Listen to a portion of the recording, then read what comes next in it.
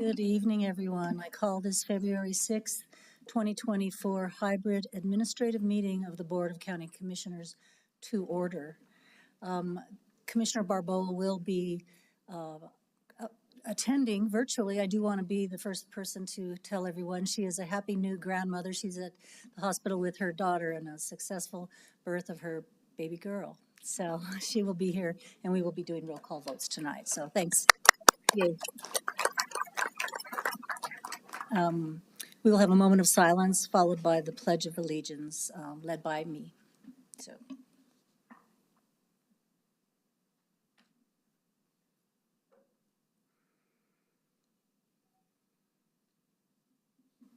Thank you. Will you all please stand for the pledge? I pledge allegiance to the flag of the United States of America and to the republic for which it stands, one nation, under God, indivisible, with liberty and justice for all.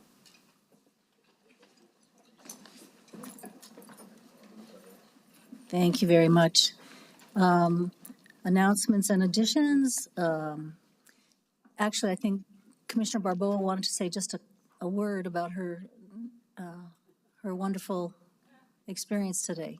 Quick announcement from the abuela. Thank you, Madam Chair. Appreciate the time. Yes, I'm so, of course, so excited. And my daughter had my second grandbaby. And at 10:23 this morning, at home, actually, and by a midwife. Nandi Hill is her midwife that both my babies have been born from. And she was at her home in Rio Rancho and had a beautiful, healthy birth.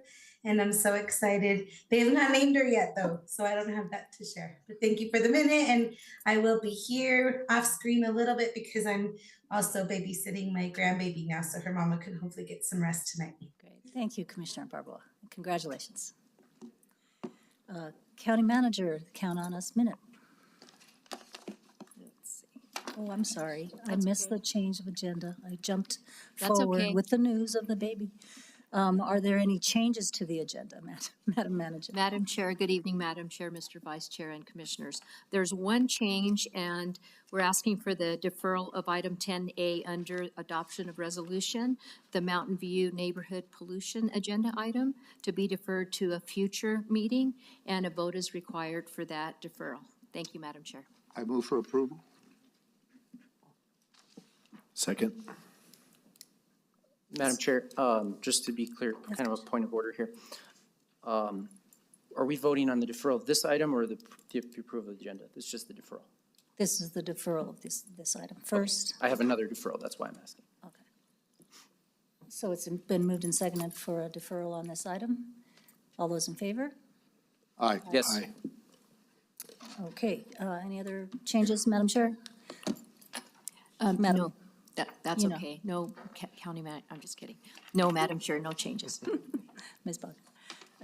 Commissioner Olivas. Thank you, Madam Chair. I would like to move a deferral of item 9. Let me make sure I get the right one. 9B, our subdivision ordinance, to the second meeting in March. I've had some constituents reach out with some concerns and some changes that they would like to explore. And I've set up some meetings with our legal team and our planning staff to talk about that. So I'd like a little more time to look at that. I'll second that. On my agenda, it says 9A. That's the second 9A. So it's 9B. Yes. For deferral. Any questions or concerns? All those we will have to do a roll call vote on this. I apologize. Madam Clerk, can you call the roll? Yes, ma'am. Commissioner Casada. Aye. Commissioner Benson. Aye. Vice Chair Elivas. Yes. Madam Chair Barboa. Yes. So called. And me. Yes. Okay, now, with those changes, any other changes? I move approval of the agenda as amended. Second. Moved and seconded. Roll call vote, please. Commissioner Casada. Aye. Commissioner Benson. Aye. Vice Chair Olivas. Yes. Madam Chair Baca. Yes. So called. Hi, Adrienne. Okay. Oh, sorry. Barboa. We'll get it right. Thank you. Now we move on to the Count on Us moment. County Manager Julie Morris-Baca. All right. Thank you so much, Madam Chair. So, you know, rain, snow, even Albuquerque's spring dust storms don't stop Bernalillo County's crossing guards from ensuring our students arrive at school and make their way home safely. So I'm sure a lot of you growing up have seen the crossing guards there, keeping our children safe. And so as they do it with genuine smiles on their faces as well. So in this evening's Count on Us Minute, we meet some of Bernalillo County's dedicated crossing guards. So take it away, Melissa.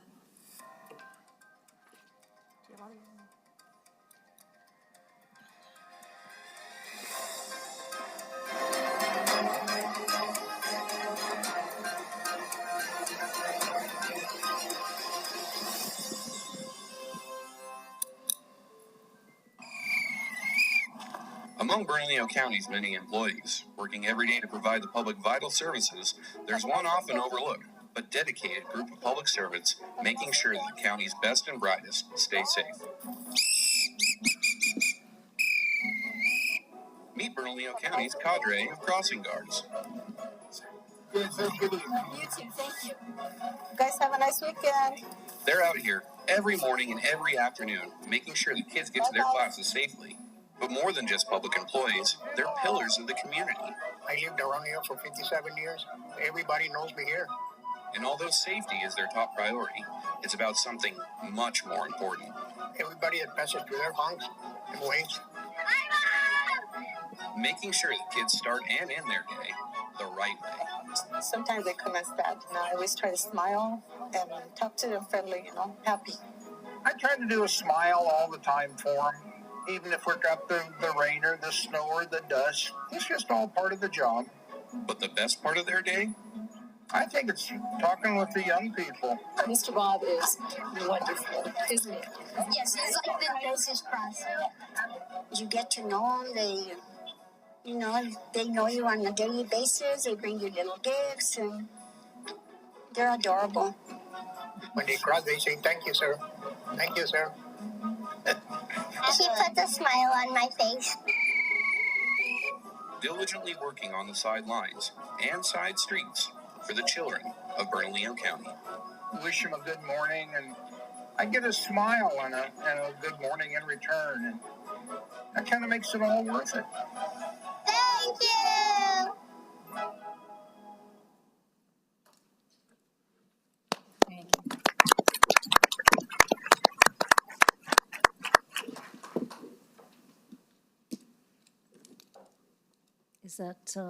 Is that all, County Manager? Did you want, okay. Now we move on to public comment. Each person has 2 minutes and you will be alerted about, pardon me? Oh gosh, I keep jumping forward. Excuse me, we go back to 5 certificates and awards. Commissioner Quesada.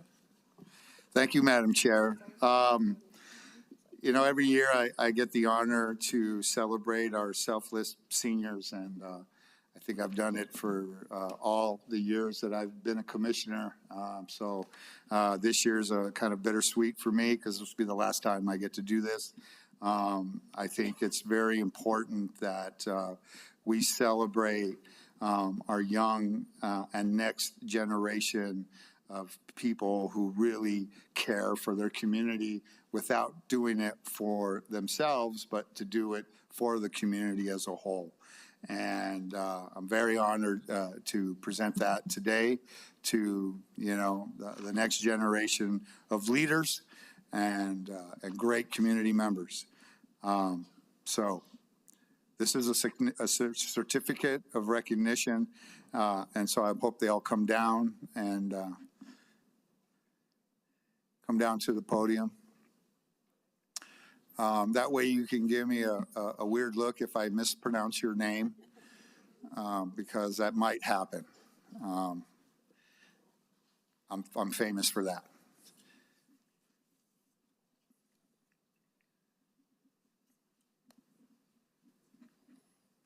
I think it became important to me after I moved from the Albuquerque Public School Board of Education to becoming a county commissioner that we always and continue celebrating our great students at APS because we have so many. So this is a certificate of recognition given to the APS 2024 Selfless Seniors. A senior of the Albuquerque Public School who has dedicated themselves to community service, kindness, and inspiring their peers. Recognized in 2024 for the positive difference they have created in the community. You are all known as selfless seniors.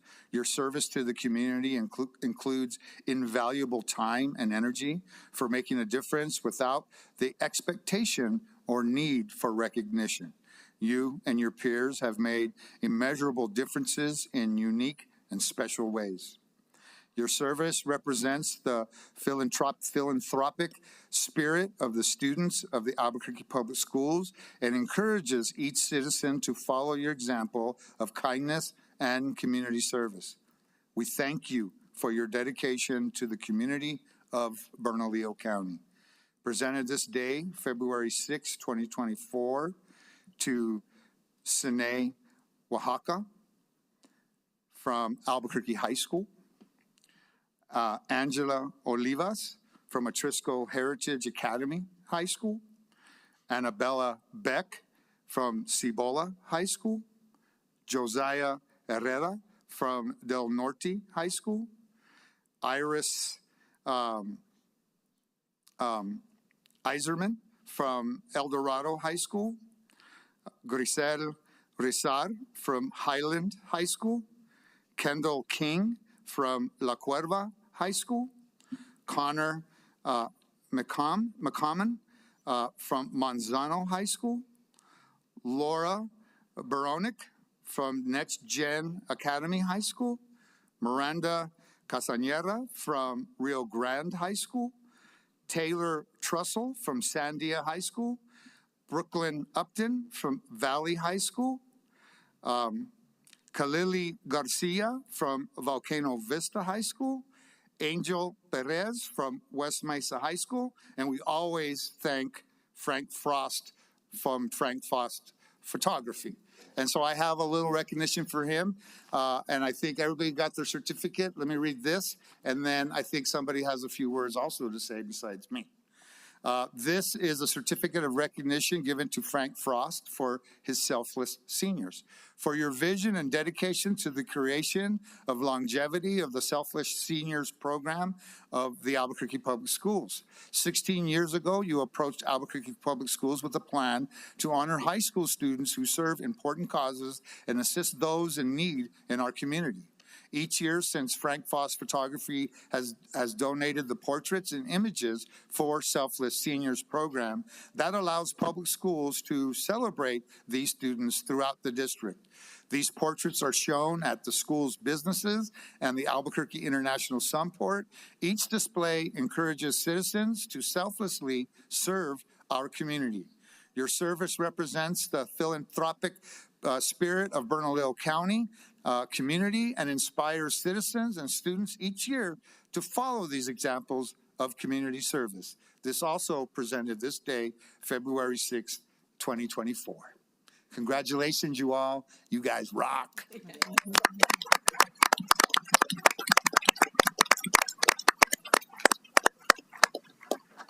Thank you, Madam Chair. Thank you, Commissioner Quesada, for sponsoring this, and thank you, fellow commissioners and the community. I'm Shannon Barnhill. I am the humble Executive Director of the APS Education Foundation, who has this opportunity to be amongst these amazing, wonderful, soon-to-be graduates. I just wanted to thank Frank Frost. He's done this for 16 years. And we couldn't be prouder. And, you know, Frank used to say, I don't want to honor those kids that are the star quarterback or, you know, the student council president. He just really wanted to highlight the tremendous work that our students are doing that go unnoticed. And as you can tell, they are truly selfless because they are very quiet, very shy, don't like to be center of attention. And I just want to say that, you know, we tell each class of our selfless seniors that they represent their respective schools and the philanthropic spirit of all of the students in APS. And we just want them to know that they represent the school district, the entire student body. They inspire the acts of service in underclassmen, middle school students, and elementary school students. Now we can tell them that through this today of their recognition here, that they will also represent the generous spirit of Bernalillo County. So thank you all very much. They remind us of those who need to champion an important cause, be a voice for the voiceless, and we know in that spirit that we can make our county a better place to live. Thank you, Selfless Seniors. Thank you, Commissioners. So, Madam Chair, real quick, I'd just like to let the commission know that if they want to know more about these students, they have a really great video on the APS website where they actually speak and tell you who they are and what they've done. And, I get it. It's easier to talk to a camera than to people live like this. But I just wanted to let them know that it's a great video and you guys did an amazing job in the video. And it made me even respect you and want to support you even more. So thank you. Thank you, Madam Chair.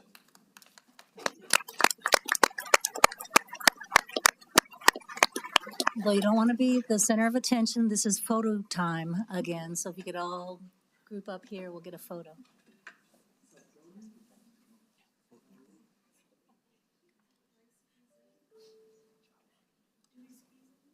I've got you all in, amazingly.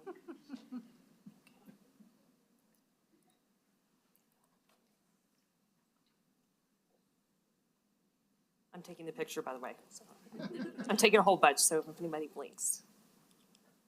Okay, that should be good. One more dab. Thank you all.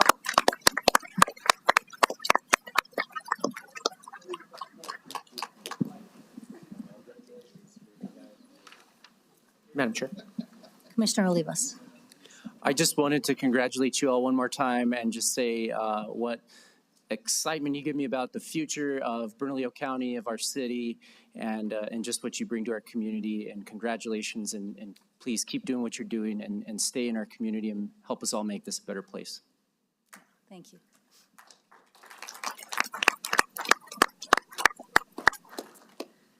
With that, I think I'm correct on our agenda now that we move to public comment.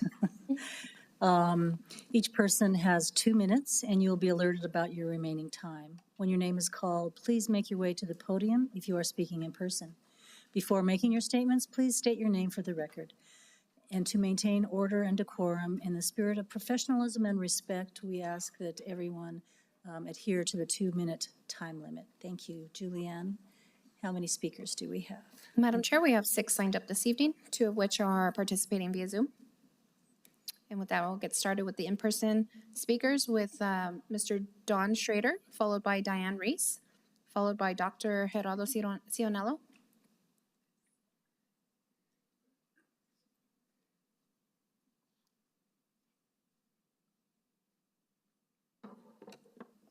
Don Schrader. Mothers and dads, it's hell for your son or daughter to feel pressured to lie to you about who they are if they are gay, lesbian, bisexual, or transgender. It is hell for your son or daughter to feel pressured, whether they're 16 or 60, to pretend they believe in your religion if they do not. Mothers and dads, you are severely abusing them, no matter how much you tell them you love them, if they do not feel totally free to tell you the truth. Like it or not, you're teaching them to lie. Do your kids know you want them to tell you the truth, even if it is not what you want to hear? No expensive gifts to your kids can substitute for having them feel and know they can risk telling you the truth and you will still love them deeply. Mothers and dads, are you totally honest and open with your kids about your own lives? How can you expect your kids to be open and honest with you if you're not open and honest with them? I am so glad my mother, in spite of all her many mistakes and weaknesses, loved me deeply.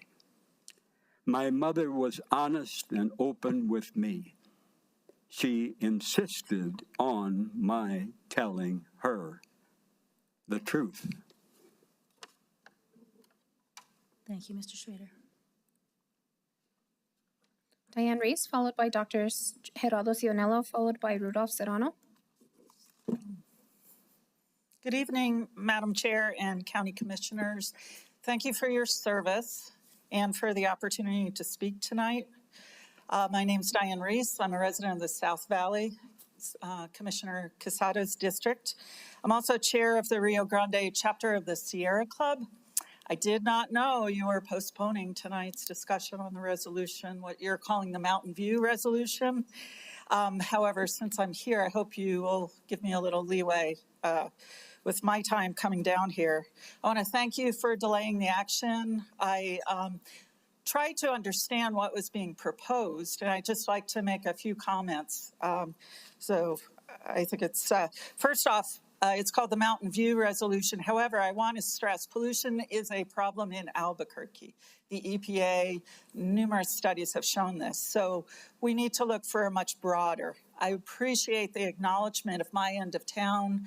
The Mountain View community is certainly undeniably an overburdened area, but it's a larger issue. And that's why I ask you to look to the Joint Air Quality Board, along with the city councilors. You have these volunteers. You have 7 volunteers appointed by you, the county commission, and also by the city council, based on their credentials and their experience. Their resumes are incredibly impressive.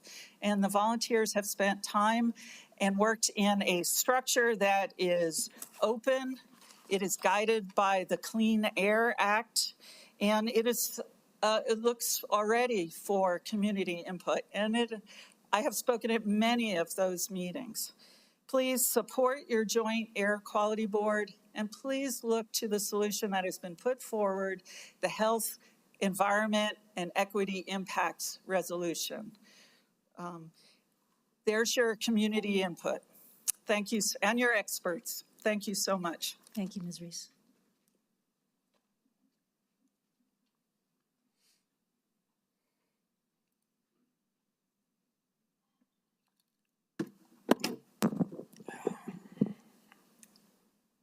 Right.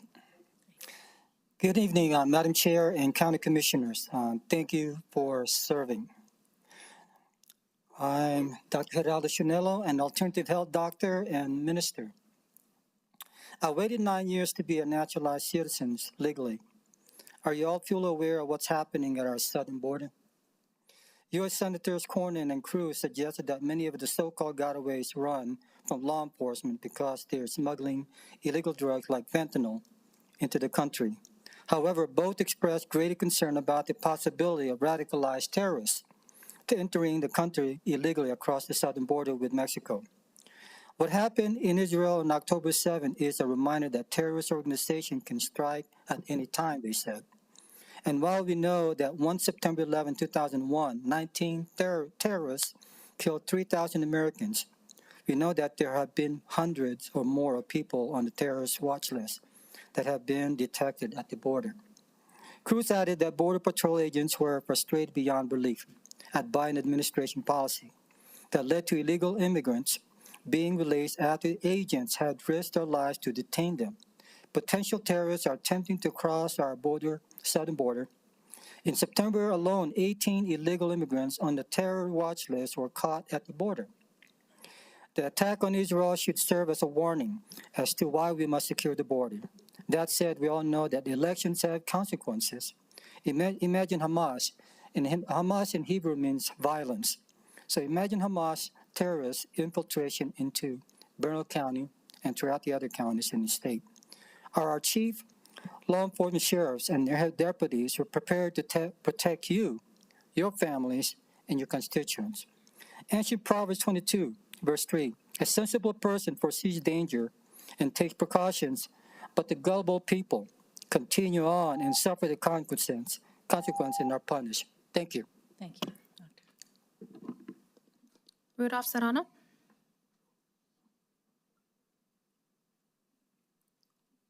Madam Chair Baca, members of the council, Happy New Year's.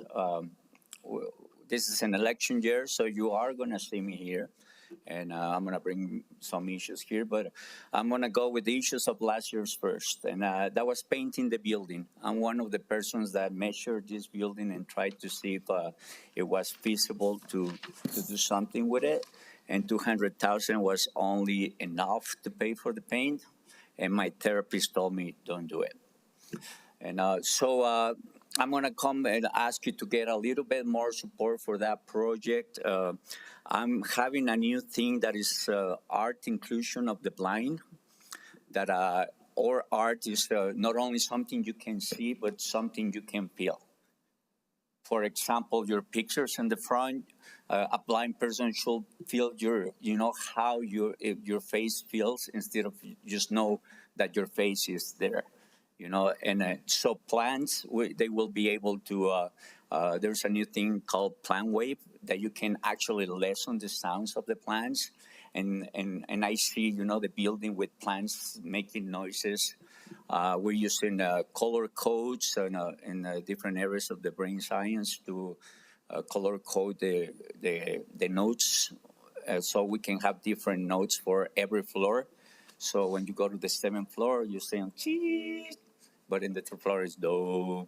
And they can recognize, and we can be the first ones to create this code to make a national level of blind codes for every floor.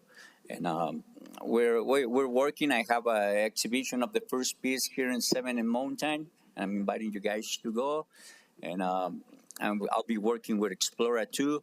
But what we know is if you don't do it, the funds go somewhere else and it never gets done. So I'm going to be asking you for your support. Happy New Year's. Thank you, Mr. Serrano. Alan Marks. Okay, then we'll move to online participants. Marla Painter. Good evening, members of the commission. My name is Marla Painter, and I am the president of Mountain View Community Action down in the Mountain View neighborhood.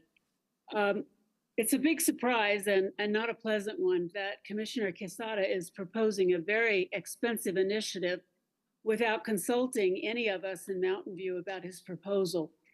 We've attempted to seriously consult with EHD for over 20 years. It would not cost $1 million for the EHD to seriously consult with our community by just sitting down with us and talking earnestly and seriously about solutions.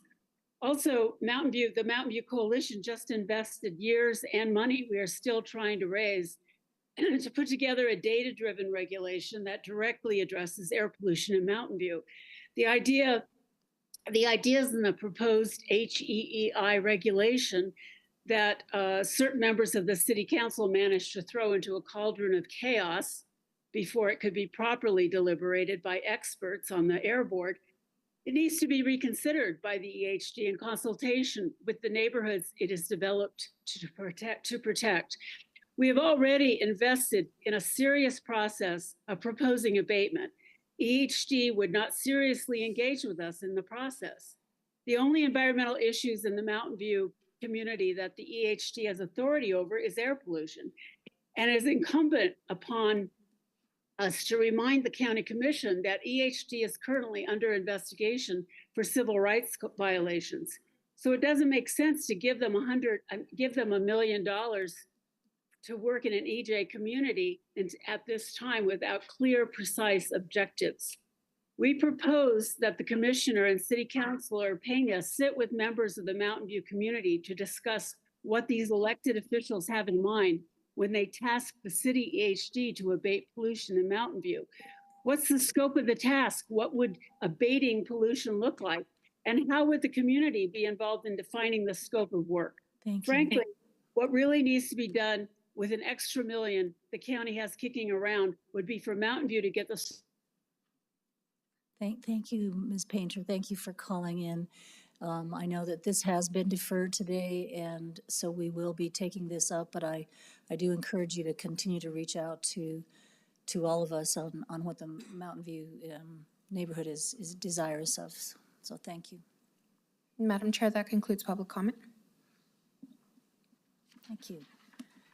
Now I move to approval of the minutes. I move approval of the January 9th, 2024 administrative meeting. Do I have a second? Second. Moved and seconded. We need a roll call vote, please. Commissioner Casada, Aye. Commissioner Barboa, Yes. Commissioner Benson, Aye. Vice Chair Olivas, Yes. Madam Chair Baca. Yes, So called. and that passes. 7B, I move approval of the minutes of the January 23rd, 2024 administrative meeting. Do I have a second? Second. Moved and seconded. Roll call vote, please. Yes, Commissioner Casada, Aye. Commissioner Barboa, Yes. Commissioner Benson, Aye. Commissioner Olivas, Yes. Chair Baca. Yes, that passes. Thank you all. Move to item 8, approval of the consent agenda. Madam Clerk, can you please provide resolution numbers for items 8D and 8E on the consent agenda? Yes, ma'am. 8D is AR 2024-16. 8E is FR 2024-17. Thank you. The consent agenda has been published and made available to the public. Therefore, I move approval of the consent agenda. Second. Moved and seconded. Roll call vote, please. Commissioner Casada, Aye. Commissioner Barboa, Yes. Commissioner Benson, Aye. Vice Chair Olivas, Yes. Madam Chair Baca. Yes, So called. thank you. Madam Chair? Commissioner Olivas. I just wanted to take a point of personal privilege quickly to thank the folks that we just appointed to serve on our county boards and commissions. These are volunteers that are stepping up to serve their community in various capacities, and just want to express my gratitude and the gratitude of the entire commission and county leadership for their service. Thank you, Commissioner. Okay, on to item 9, adoption of ordinance amendments to the county code. Technical Services Director Brian Lopez to present. Madam Chair, members of the commission, good evening. I'm Brian Lopez, the Technical Services Director. I also have Dan McGregor, my Natural Resources Manager here as well. I'd like to present our technical services item to introduce and for approval of publication of the proposed amendments to the Bernalillo County Water Wells Ordinance. We last brought this item before commission at the October 10th BCC meeting, but it was deferred for further consultation with the utility authority. That additional consultation occurred at the beginning of November and was completed by the end of the month, where all their concerns were addressed and the comments were closed out with the utility authority. The proposed amendments that we're looking to publish involve public supply wells, dewatering operations, ground source heating and cooling systems, and county orders for repair or plugging and abandonment of wells. These are new ordinance provisions, and they include the permitting of public supply wells within the county, where a courtesy permit would be issued on presentation of state permits governing and the use of construction on such wells. This action is necessary to ensure that the locations are appropriate under county zoning codes and that the locations are tracked with respect to other land use considerations. The proposed amendments also include new sections to address additional types of groundwater extraction, dewatering, to ensure that those dewatering operations, those discharges comply with our county stormwater ordinance and our MS4 federal permit requirements. The new ordinance provisions also affect homeowners and home builders by requiring the permitting of ground source heating and cooling systems to ensure that there are no conflicts with the use of water wells and septic systems. And there are some additional changes to the existing ordinance, primarily to include the removal of redundant language and then the correction of grammatical errors. Once again, for this item, we're requesting that the commission approve the introduction and approval for publication of the proposed amendments to the Bernalillo County Water Wells Ordinance. And with that, we will stand for any questions. Any questions of Mr. Lopez? Commissioner Rivas? So is this, I know because we already heard this in October, is this the second hearing of this, or are we republishing again and now we're starting the month over again? Correct. We are republishing to include the changes that were made after consultation with the utility authority. Oh, sorry. Dan corrected me. We never did take it for publication because it was deferred. Okay, but this is still for, either way, this is first hearing, and Correct. because we hear ordinances twice, this is first one. Okay. I think that the other thing, I mean, you know what I'm going to say, because we've talked about this, but I just wanted to say I still have a little bit of heartburn that we haven't been able to figure out how to whether compel connection to public water systems or incentivize those connections. It's a big issue in my neck of the woods in the Carnwell community, where, you know, we want to make sure that people are connected to safe, clean, reliable drinking water. But it's really an issue anywhere that there's a public supply available. You know, those supplies are regulated by NMED, the Office of State Engineer. They have really tight quality controls on, you know, what pollutants can be in those waters. And they're also, of course, as we know, just generally more reliable for homeowners and residents and businesses to be connected to our public and even nonprofit utility systems. So, you know, I hope you all keep working on that and, you know, enlist the assistance of our county attorney and anybody else that we can to really figure out how we can make sure that when public water is available, that folks are connecting. Madam Chair. Did you have a response? No, I was going to say, Madam Chair, Commissioner Olivas, yeah, we are aware of that, and we're, I know staff is continuing to kind of look at ways, as we understand, the more people we can get connected, the better. Just, you know, we're working within the tools that we have available to us right now. Thank you. Sorry, Commissioner Benson. Commissioner Benson.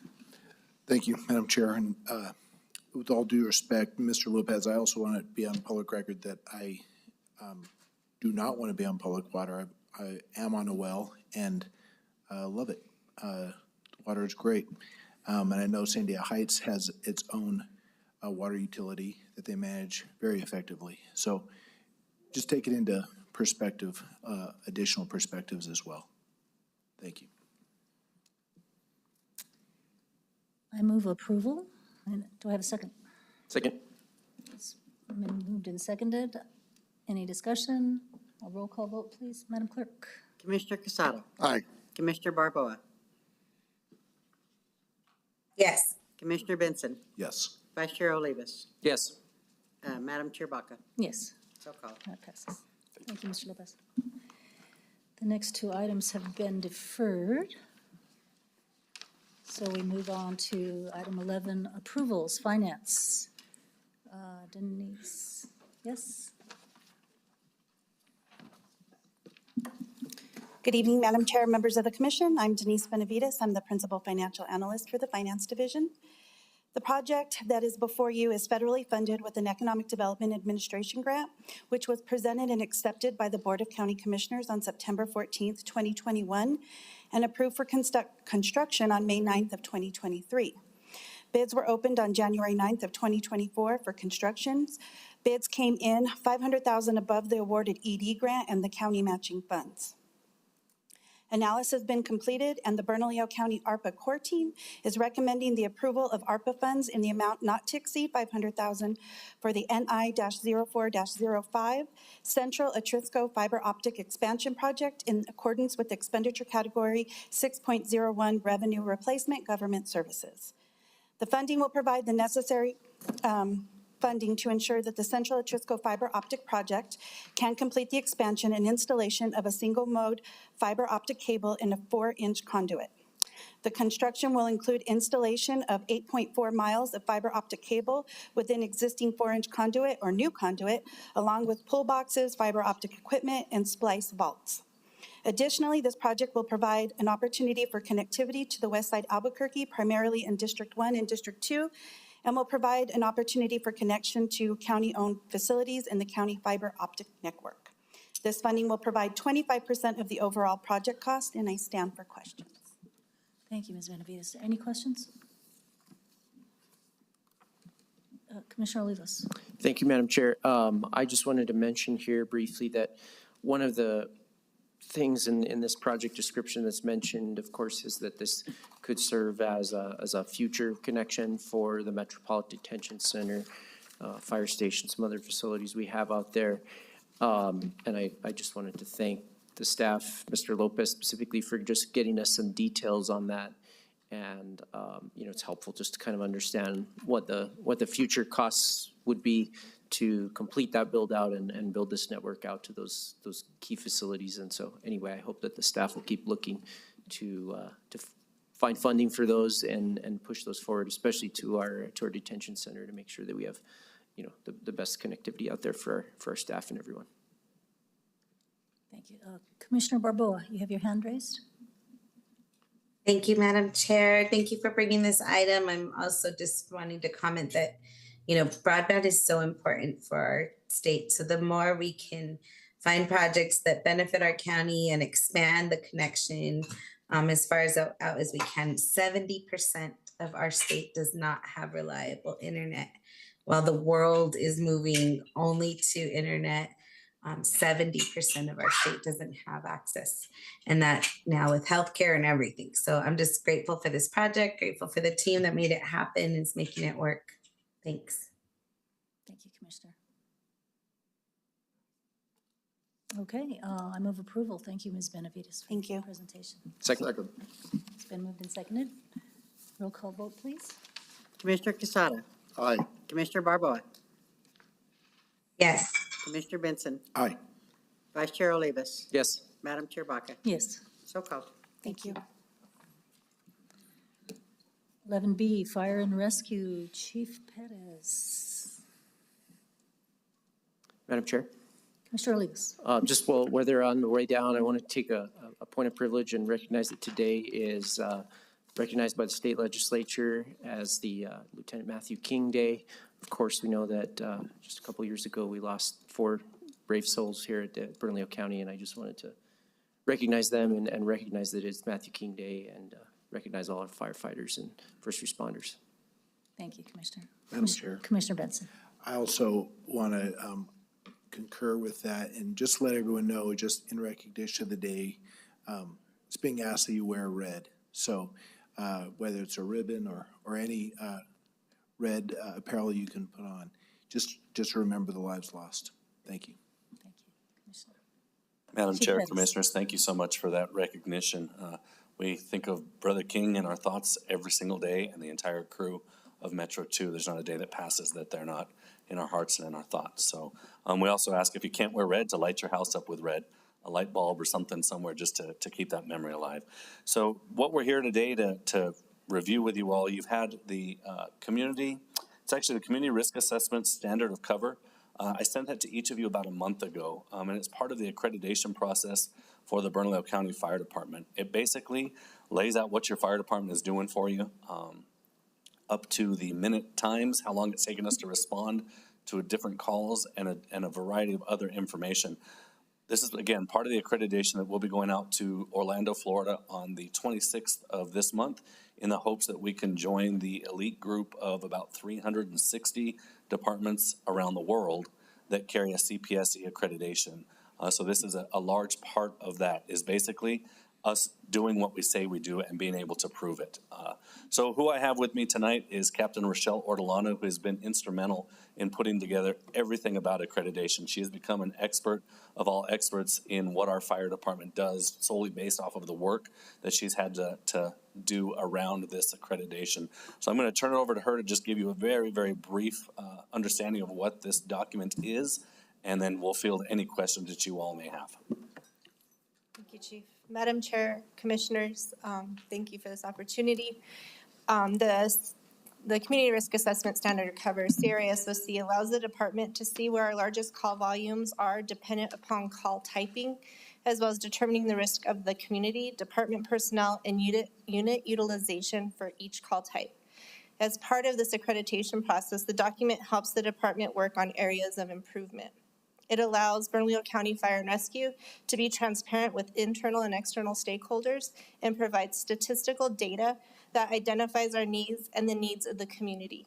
Once the department attains the accreditation status, the document will be written over a 5-year period. This one was currently for the years 2020, 2021, and 2022. Thank you.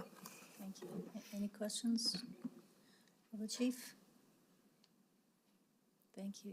Any further comments, Chief, or? No, we're super Closing? excited, Madam Chair, Commissioner. We are super excited to move forward with this accreditation process. It has been a massive, massive undertaking for our department. It's been challenging. The beauty is we've had to overturn every single rock, look in every nook and cranny of our department to see what it is that we're doing. And some of it was ugly. And we'll be very honest. There are some things that we weren't doing that we should have been doing better.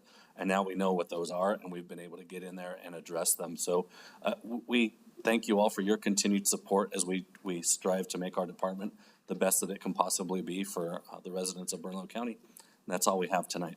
Thank you. Commissioner Olivas. Thank you, Madam Chair. Chief, is this the first time that we've done this? I know that the captain said that we just did 3 years past, sort of, but this will be the first time that we've pursued full accreditation. Madam Chair, Commissioners, that is correct. This is our first time going for full accreditation. We have had strategic plans built in the past, starting in 2016, I believe, was the first time we had done a 5-year strategic plan. So we've had to redo the strategic plan, obviously, and it's part of the accreditation process. These two documents really kind of go hand in hand and feed off of one another.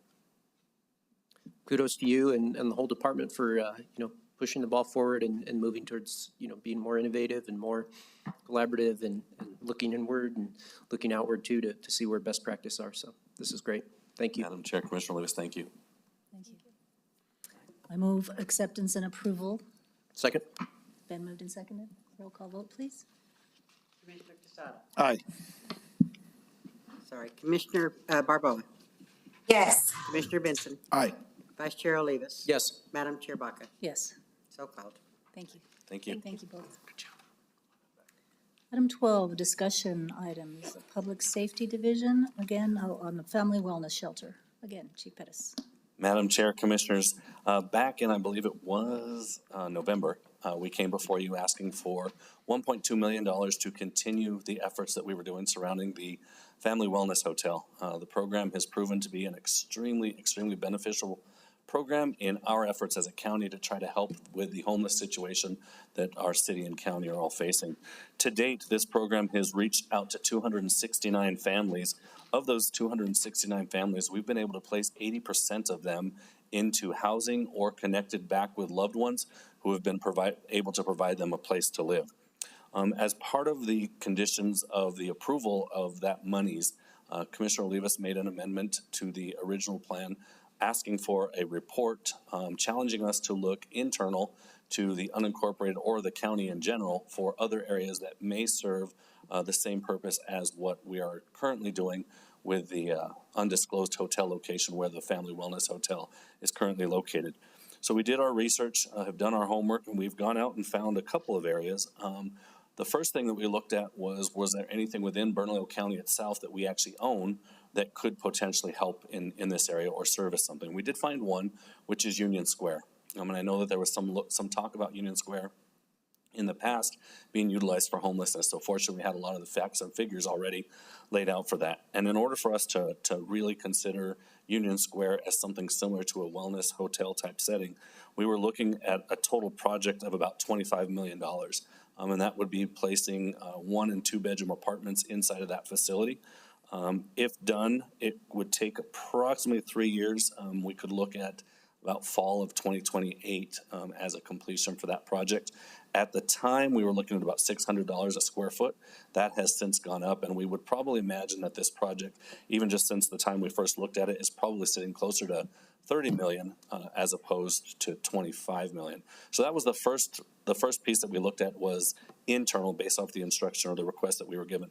Secondly, we were asked to look outside of unincorporated Bernalillo County and out of county ownership to see if there's anything else that resided out in the community.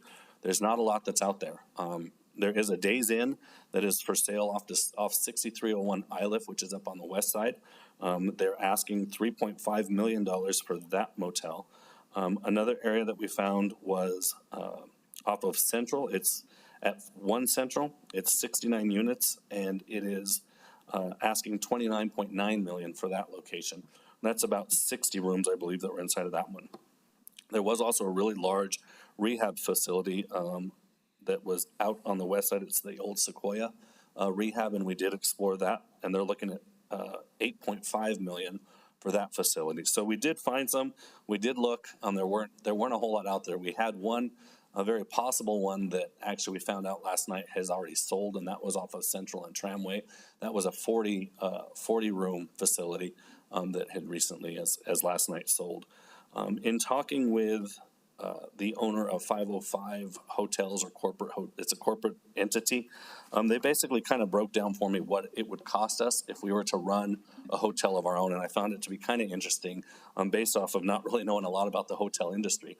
In order for us to really run a hotel, a very basic 40-room hotel that is outward facing, and there is a big difference between a hotel that has all rooms facing inward and one that faces outward. So this is pricing on an outward facing hotel, inward costing quite a bit more. Outward facing would run us approximately $700,000 a year to operate, and that's solely for housekeeping and maintenance and administration. It has it takes no account for the services that we would provide in addition. So you could look at, probably again, close to 1.2 that we're asking already from commission to be able to actually operate our own hotel in general. So that's kind of where we stand right now. There's not a lot of options out there. I think right now, looking at where we're at, the best option is to continue to go forward with what we're doing. It's working really well. The current owner of the undisclosed location is still very willing to continue to work with Bernalillo County and has been an absolute great partner with us up to this point. So I stand for any questions as it relates to that particular item. And I can give you a quick update on just the Wellness Hotel itself and what it's doing, but I did send that report out, I believe, to each, to all of you yesterday. Actually, no, I didn't. I only sent it to Commissioner Barboa and to Commissioner Olivas, so I can share those numbers with the rest of the commission if it's your pleasure. Commissioner Casar. Yeah, thank you, Chief. On the property that you're looking at, is there going to have to be some reclamation? Because I know that in the past, government agencies have bought in buildings and then end up having to spend a lot more. So has all that kind of been determined and inspected? Because it was a big surprise on the last one. I don't want to mention it publicly because, it's just irrelevant to us as county, but, that always is a red flag and concerns me. Madam Chair, Commissioners, we haven't settled on any type property. The ask was to come forward with a couple of options, which is what I presented. But again, my recommendation at this point is to stay with basically renting rooms from the facility that we are currently today and letting our staff work out of there. We've got 2 case managers, a project manager, and an administrator that are working out of the hotel, along with the residents that are calling that home right now. So right now, in my personal opinion, there are no options out there for us to operate our own facility. All right, because for a second there, I thought when you said undisclosed location, that you were looking at something. That's the kind of sense I got. Madam Chair, Commissioner Casada, it's the hotel that we've been working with now for the last 4 years. Okay, all right, I get it. Thank you, Chief. I appreciate it. Any questions? I have one quick question, Chief. Who's on your search team, or how are you assessing the availability of properties for this wellness center or wellness Madam Chair. Facility? Madam Chair, Commissioners, we've been working with our real estate development group. Ben has been phenomenal and his team under Lisa Cedillo White. They've been working and continue to work and look for different locations as they come on. We met with one realtor 2 days ago on an animal care project that we're trying to look for a more community-friendly commercial adoption center. And they basically said that the minute something comes on the market, it's leaving the market just about as quickly as it enters, especially when you're looking at hotels and the such. There are a lot of investors out there that are grabbing those quickly for whatever reason. I'm not sure what they're doing with them, but they are going relatively fast, which is proof yesterday. And we had that one. We knew about it for maybe 3-4 weeks, and then it was gone. So we'll continue to keep looking, keep our eye out for it. But I would say right now, best bet is just to kind of continue the same course of action. Yeah, I'm just wondering because I know that the city housing department is also in that process of looking at hotels and reuse of those conversions. So I hope that you're talking with them as well. Madam Chair, I will reach out to Ben to make sure that we are doing that. I don't know that we are right now, currently. Okay, Thank you. Commissioner Olivas. Yeah, thank you so much, Chief, for this report. I think it's very thorough, and it kind of gives us, a range of options. I think it's good to kind of understand what the private market is asking for. For example, One Central is a brand new facility, state of the art, top of the line. It's really almost a luxury apartment building. But good to understand what the private market's asking, kind of at the high end. And then going down that list, you've got the old Desert Hills facility in there, probably a little big for what we're doing now. And one of the things that I put in that amendment was to look at how we could grow the program sustainably. So how do we add a few rooms? Going to the Desert Hills is probably a few too many at this point. Going to 100 and some rooms or whatever that is, it's quite a large facility. But I think it's really good you laid out the options. I was really optimistic when I saw the one on Central and Tramway. I thought that was perfect. It's slightly bigger than what we've already got, so allows a little bit of growth, but not too much. And what I told you from the beginning is I would be proud to have this facility in my district. I think that we do a great job of running it. I know the location where the undisclosed location is, and I guarantee you that anybody that didn't have insider information would not know where it is, would not be able to pick it out. And, that's a testament to the job we do running that and keeping it safe, giving good programming to the clients and residents there, offering, tutoring for kids and services, having all those facilities there. We do an excellent job. So, I've said from the very beginning, and I'll keep saying it, I want this in my district. I really want to see this grow. I want to see the county commit to this, because I think we know, unfortunately, this is a long-term problem. This is not something that's going to go away. I know it started as an emergency shelter. We've since renamed it because, it is an emergency, but it's not in the sense that it's going to pass soon, and we just need to triage the problem. So I hope that you'll keep looking, and I think, if we're able to act quickly on one of these, I want to say the stay-in one was not even 3 weeks. I want to say it was like a week ago, a week and a half that, we communicated about that. And so it's clearly, very competitive out there. But I hope you keep an open mind, because I do think with that, the costing that you were given, the $700,000 a year to operate it, that's still pretty much in line with the budget that we currently have, because our 1.2 covers the fees that we pay to the hoteler, and it also covers the fees that we pay for our the services, the providers and meals and stuff like that. So I think that it's actually pretty much in line with what we're doing, and if it allows us to expand a little bit. Or perhaps that means doing both, right? Maybe it means that, hey, we're saying if we have the need, maybe we're looking at both. I just hope you'll, I know you will, that the staff will keep an open mind, and hopefully our real estate folks will keep looking to see if we have a good opportunity to really double down on this and commit to our families that really need our help. But thank you. Madam Chair, Commissioner Olivas, you have my commitment. We will continue to look. I will add that we are running, one side of the hotel is our wellness hotel. The north, let's say the south side of it is our wellness hotel. The north side is our emergency hotel, which is only in place till March. The owner is very much willing to give us that other side and allow us to expand the wellness hotel to that other side, if it's something that we're interested in, which would put us at 40 rooms. So it is, we do have the ability to expand on the current location, and I think we probably have enough funds to continue just to do it with what we have without having to come back and make another ask immediately. So there is that piece too when March does come around. As this is how the wellness hotel became. We had so many people in there, and the cutoff time had been reached, and county manager said, no, we can't put them back out. Let's continue to expand and extend. So we ended up extending till June, and then August, and next thing you know, now we're just a regular annual facility. So we may find that is still ends up being the case, and we expand to the 40 rooms as opposed to the 22 that we are currently operating on the family wellness on the south side of the complex. So there's still some options, but I agree with you, Commissioner. It'd be great to run our own if we can find the right opportunity to do that. That's financially responsible. Madam Chair. Commissioner Benson.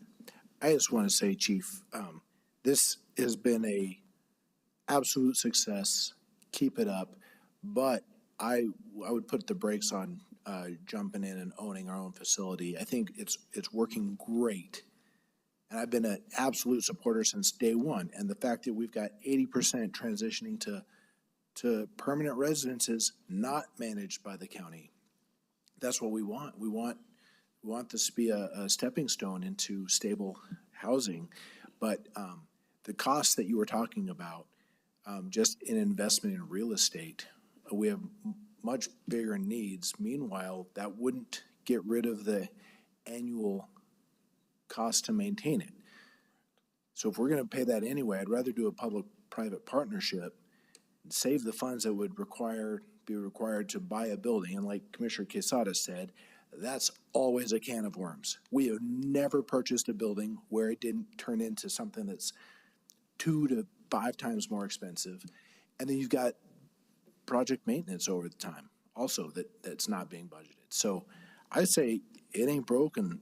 Let's don't fix it. Let's just keep doing it. If we need to grow the program, let's expand the public-private partnership. But I'm thrilled to hear 269 families, 80% transitioned, and let's get that number up to 90%. But I know that's already above the national average. I mean, we're doing a really good job, and keep it up. Thank you. Madam Chair, Commissioner Benson, thank you. I just would, thank you, Commissioner Benson, but I would like to ask, so 1.2 million annually, how many years have we been putting that into this wellness facility? Madam Chair, I believe we are on, this is the start of year 4. It's actually the start of year 3. And it's the first full year cycle of doing this on a full year basis without cutting it. We had a 6-month window in between the last 2. This is the first time now that we've actually run it completely all the way around. Yeah. So we're getting a feel for the overall budget with the help of Shirley Reagan and her team. We're really able to kind of start to feel that out. And as I said, we're finding that we're not spending all of the 1.2 million as we had thought we would, which is a good thing. We also got a $75,000 grant to put towards this project, which has helped us obviously to save some of those costs of room rental. So if you did the financial analysis over 3 years, it's really 3.6 million for the number of families. I know that this is an expensive operation because it's so needed, but I think we need to really keep in mind the full financial commitment to this over time. And Madam Chair, Commissioners, the one thing I will add too is when we have them on the actual wellness side, where they're back to work, kids are back in school, and it's a lot more stringent rules, basically. We don't do the meals, which that is in itself proven to be a big savings for us as a county. When you're providing 3 square meals at a rate of probably $15 a meal, I mean, you're looking at a decent amount. So we know that right now we're seeing that increased cost, but if they were on the wellness side, that cost would go away because one of the expectations is that you have employment and you're able to provide the meals. We do provide breakfast. Well, we don't. The hotel provides breakfast, but they're responsible for their own lunch and dinner on the wellness side. So we have found ways to be able to cut, and I think we're starting to see that now because we're not spending that 1.2 as we thought we were originally. And I think by the end of, I would say by the start of the new fiscal year, we'll have a lot better sense of what this truly is costing us. But right now, it's trending below what we actually came to you and asked for, if I'm making sense. That's great. I just want to know the cumulative investment. Absolutely. And as we're listening to the number of families over those 3 years, that's the comparison that I'm interested in as well. Madam Chair, understood. Thank you. I'm sorry, Commissioner Barboa, did you have a question? I apologize. I had a few thoughts I was going to skip it, but I do just to this point. Thank you, Chief Pettis, for always bringing us updates. And I remember when I brought this for the first time, that the county hadn't really been involved in doing work with. So I just always continue to ask us to think about how when we're thinking about our ecosystem in the county, how it continues to be a part of that. And also just to your point, I think you were there when we went to Denver to visit their tiny home village with their tiny homes. They had 3 different sites there in which they had a campsite and 2 tiny home sites. And, they were partnering with local food banks and local community hot meal projects. And they had coordinated for like every Tuesday, this project would come in and bring 1 warm meal and not because I I think there is, like, I support Grow the Grower, and some of those guys actually go and do like pickups of food across. I know East Central Ministries, a lot of people bring food there and then they have some leftover, like breads and stuff. So I guess I just more because I think those kind of things are create the relationships we need to be sustainable for the long term. And so that also those people are, while they're in our facility, in our wellness hotel, that they're also meeting the other resources that are out there beyond us. So they're not just relying on us, right? But they know that all these other resources are out in the community. But thank you so much for keeping this going. I'm glad that we can be a resource now. And thank you and all the folks that are doing such a great job. Those are great numbers. I really think we're doing a great job, and thank you. Madam Chair, Vice Chair, thank you very much. I will say we are starting to venture into the programming realm because we've got more of a stable audience within the facility. We have started to really reach out to a lot of the community-based programs, and we're increasing that now that we've got our own Bernalillo County case managers working there every day regularly. We're making those relationships and those ties. So you can expect to see us reaching out to more of the community-based organizations, and we may be asking for your help and input to connect us with some of those that we sometimes probably forget. Thank you, Chief. You bet. Appreciate you. Thank you.